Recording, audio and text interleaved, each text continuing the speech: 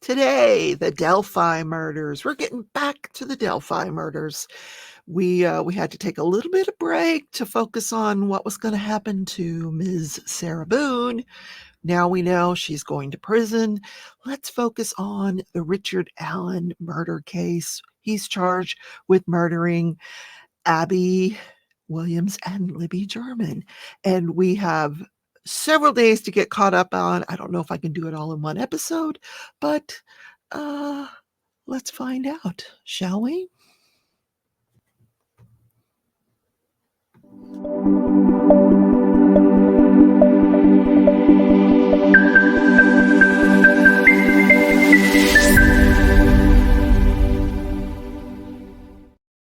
Hi, everybody. Welcome back to the channel.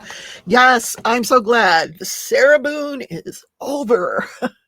And the outcome was pretty much where I thought it would be, guilty. And the jury took less than 2 hours to figure that out. It was Friday night. They wanted to get home. They didn't want to come back on Monday. They didn't want to think about it over the weekend. They had had enough. So today I'm going to I have done days 1 through 4. That is playlisted under the Crafting in Crime podcasts that I do. You'll find it's actually color coded for each case. So to start out with, I will tell you that I'll just bring you up to speed. Rischard Allan is on trial for the murders of Abby Williams and Libby German, who were 13 and 14 years old, up in Delphi, Indiana. Now, these murders occurred in 2017. The girls had the day off from school. They decided, we're going to, it's a beautiful day out. We're going to go do a little hiking. Their sister drops them off there. Libby's sister drops them off. Libby's dad was supposed to come and pick them up about 3:30. She drops them off about 1:30-ish. About 3:30, he comes to pick them up. They're not there, and they can't be reached by phone. Libby's the only one that had a cell phone. He's calling the cell phone, no answer. So he calls her mom, Libby's mom, and says, have you heard from the girls? No. She starts texting. No. Everybody starts searching. They searched, police are contacted. They searched the area until about, my recollection is about 2 a.m. And then they start over again at 7:30 the next morning, and they find the girls' bodies about 12:30, 1 o'clock-ish that day. So I've outlined all of that testimony in the first several episodes, but today I'm going to talk to you about day 5 of the testimony. So this trial you're not going to find it on YouTube because the judge is not allowing cameras in the courtroom. There are several notable podcasters that are there. Andrea Burkhart, Lawyer Lee, and Hidden True Crime are the 3 that are sort of my go-to for the information. There are only 24 seats, so everybody's like jostling for position to get in line. They're lining up at midnight the night before so they can get one of those 24 seats. It's crazy. And the judge is not allowing the audio to be released at the end of the day. Now, if you'll recall, we didn't get to see the Lori Daybell case either, Lori Vallow Daybell. But at the end of every day, we had audio that we could listen to, and then we could describe what happened during the trial. Not so with this trial. I've got to tell you,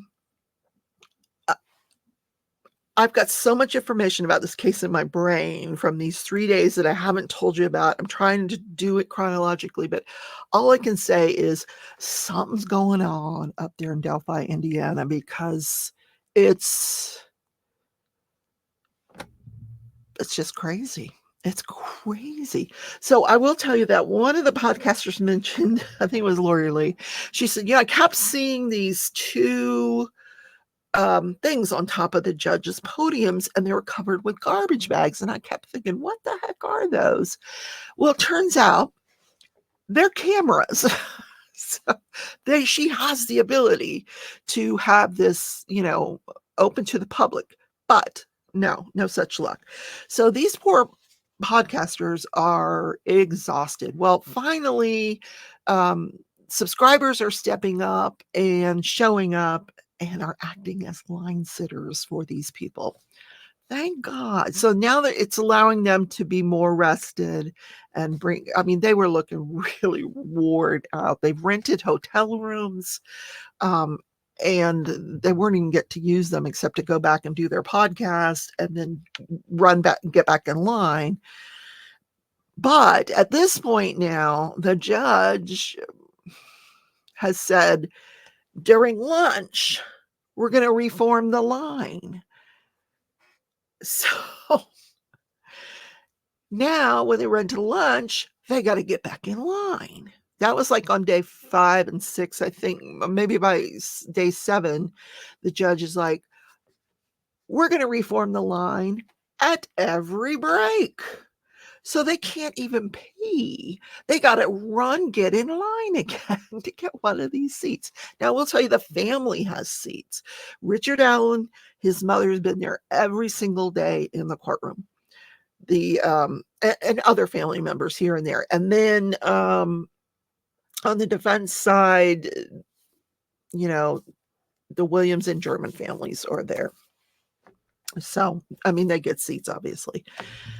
But holy cow. And then the judge, at the end of the day, she's allowing the media, credentialed media, which that's not podcasters, to come and look at the exhibits. So the podcasters don't get to see any of the exhibits. What's the big secret here? There's a reason we publicize court cases. We're trying to keep you guys honest, and there's some dishonesty going on up there in Delphi, Indiana. So let me talk about day 5, and I'll see how far I can get. I like to keep my shows to 30 minutes or so. If I get to that point, I'll break it off. We'll start with another show, another episode. So the last time we met, we talked about 3 witnesses. Well, we got another witness on the stand, day 5, Sarah Carba. She was not walking on the trail that day. She had, for some reason, she had to pass the trail several times that day, and she would look over to see if it was busy and, if she knew anybody there, and was the parking lot full. And she saw at one of those points, she saw a group of people that were pretty stressed out. And within those group of people, she saw a blonde girl in a hot pink top.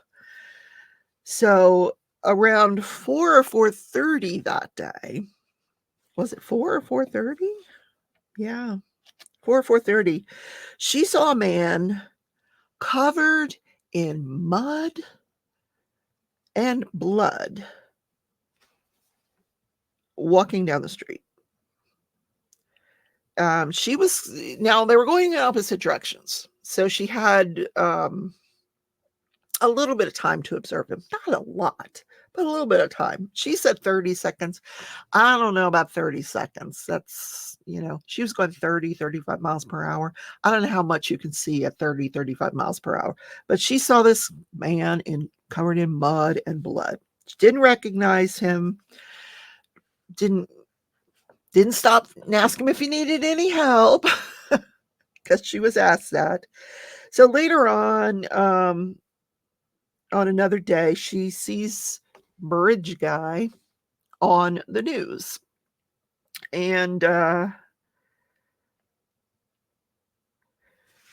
she decided to contact law enforcement.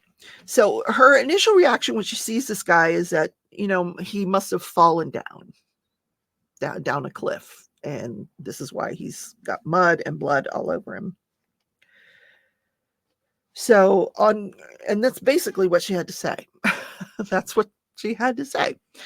So she said he could have been in his 30s, 40s, 50s. She thought he was wearing extreme layers for this day, for the weather that day. He had on a hat that had a bill on it, whitewashed jeans, which made the blood stand out.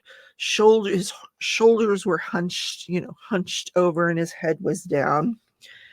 And he had his hands in his pockets. The mud was caked on him, and the blood was spattered. Man, she is a good eyewitness.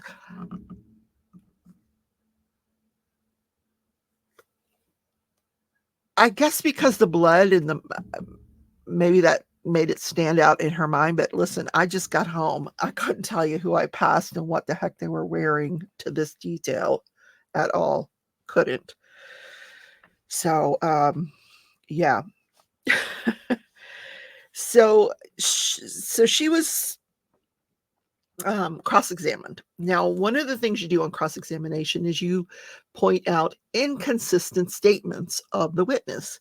And apparently, the lawyer pointed out that in her initial interview, she used the term mud 11 times, never said the word blood. And she's like, "Oh, yes, I did. I said blood." He's like, "No, you didn't. Here's the transcript. Can you find it?" And she's like, "No, thanks." No, thanks. She says she did. Second interview, she said the word mud 13 times. Never said the word blood. And she goes, "Well, part of that interview is missing." And apparently that's true. What is in here?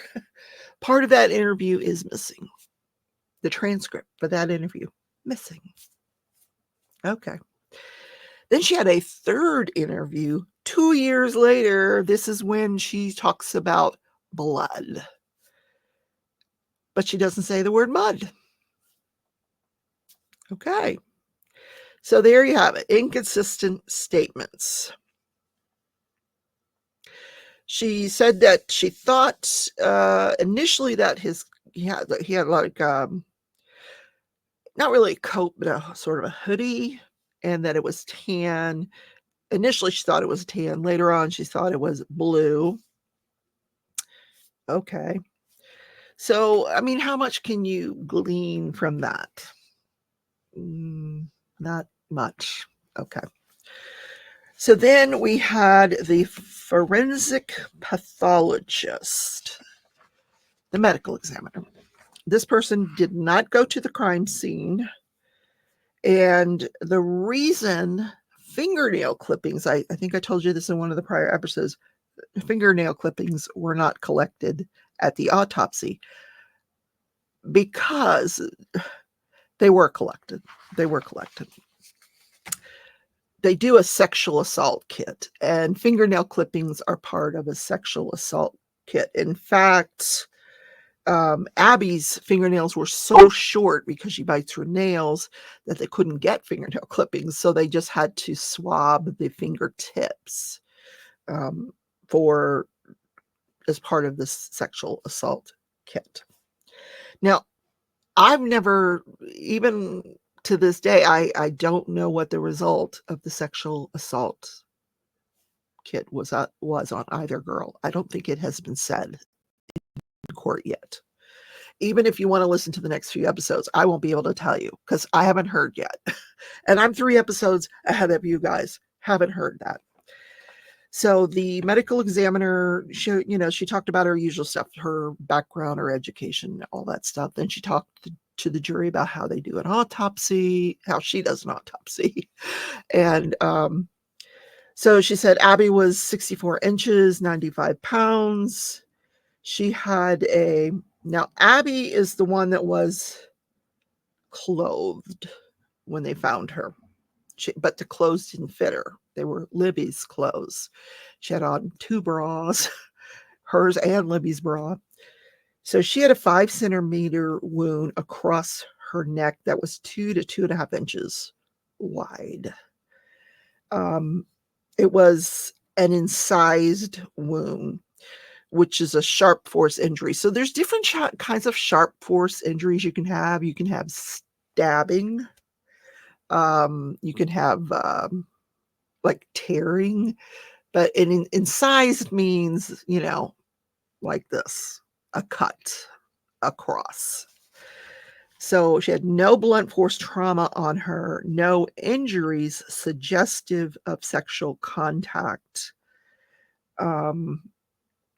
no defensive wounds.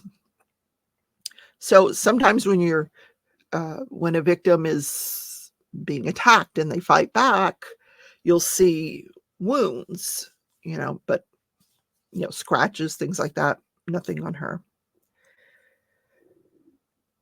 There was something on her mouth, kind of lower down, like there was a neckerchief found.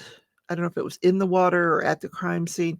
So I'm wondering if maybe she was gagged at some point. I don't know. She had minor abrasions on her lips, maybe from chapped lips. Let's see. Okay. So the injury that killed Abby would have been that incisive wound, stab wound. But what it did was it transected the jugular vein. Now, a vein, when you transect a vein, it's not going to bleed as heavily as an artery. An artery, you got blood going 6 feet out. This is a vein. It's just going to. So her death was much slower than Abby's. So Abby had multiple wounds on her, 4 to 5 neck wounds, vertically oriented. Now, Abby's wound went from, I don't remember if it was right to left or left to right, but it was across her neck. Libby's wounds were up and down, one on the right, one on the left, one in the middle. So she had a transected left carotid artery and a partially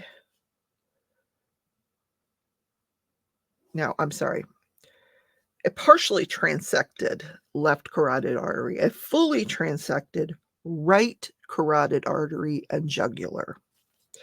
So Abby likely died very, very quickly compared to Abby.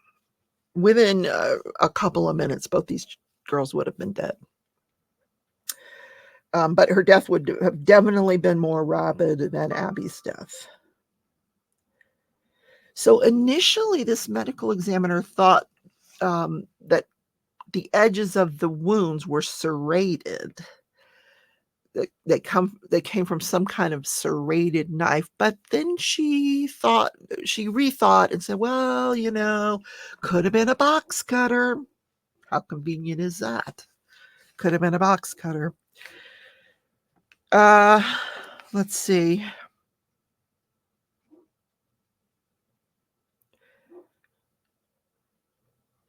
Libby's hands were very, very bloody, and they think probably it's because she was trying to hold her neck together as she's dying, and that would explain the wounds.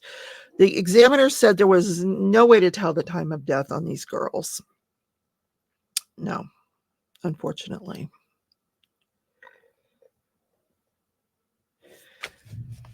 All right, so there was a trooper that took the stand. He did, in 2019, this is 2 years later, he did a gray key extraction. I never heard of that. It's not a Cellbrite extraction. It's some kind of other extraction you can do on the phone, the Apple phone. And Libby, like I said, Libby had a phone. Abby did not. This phone, the gray key extraction told us that from 1:30 p.m. when they were dropped off till 2:08 p.m. Abby took 1,682 steps.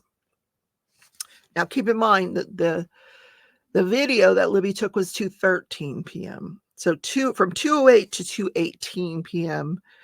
they went 414 meters. Now, I don't know why we've gone from steps to meters now. And meters mean nothing to me. That's like half a kilometer, so not very far. Not very far. And that's the time we think that they were abducted on that bridge. From 231 to 232, they took the equivalent of 2 flights of stairs, up or down. We don't know if it was up. We don't know if it was down. And at 232, that was the last steps that were taken or recorded by that phone. So then this officer talked about,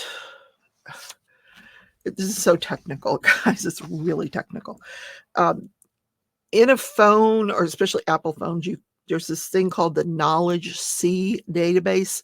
Back in 2017, 18, they didn't really know about this database.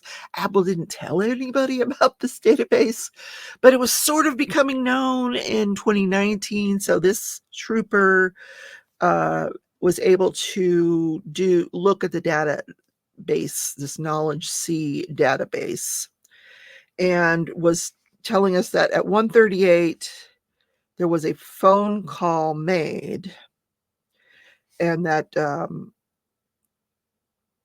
the Snapchat was being used. At 1:41, there was a Snapchat picture posted. At 1:43, there was another Snapchat picture posted, and that's the selfie that we see in the car. So maybe they didn't get there at 1:30. Maybe they got there closer to that 2 o'clock time.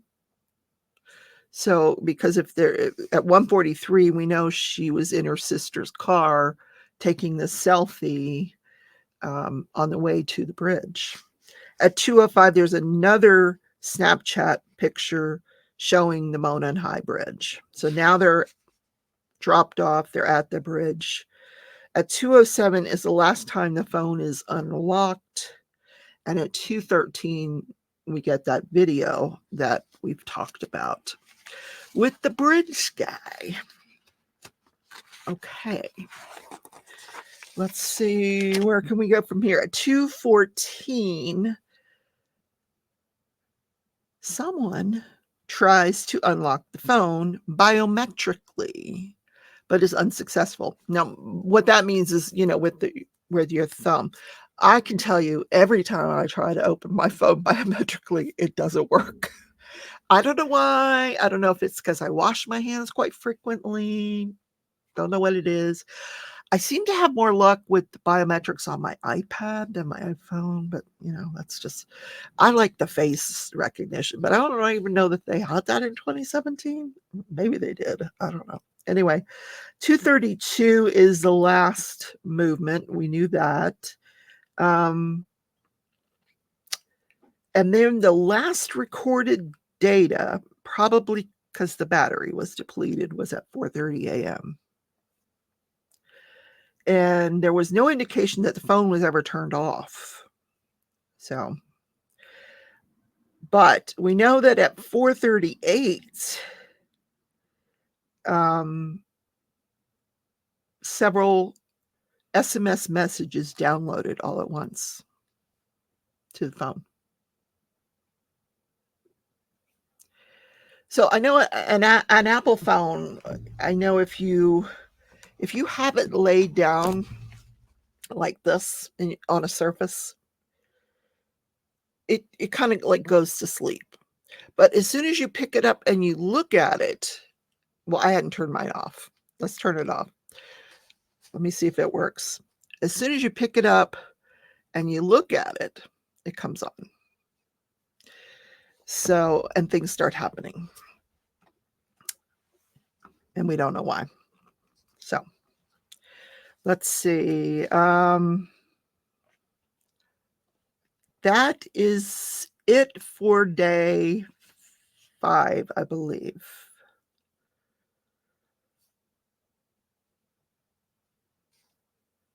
I'm just looking at my notes because I don't want to get into the weeds with you guys.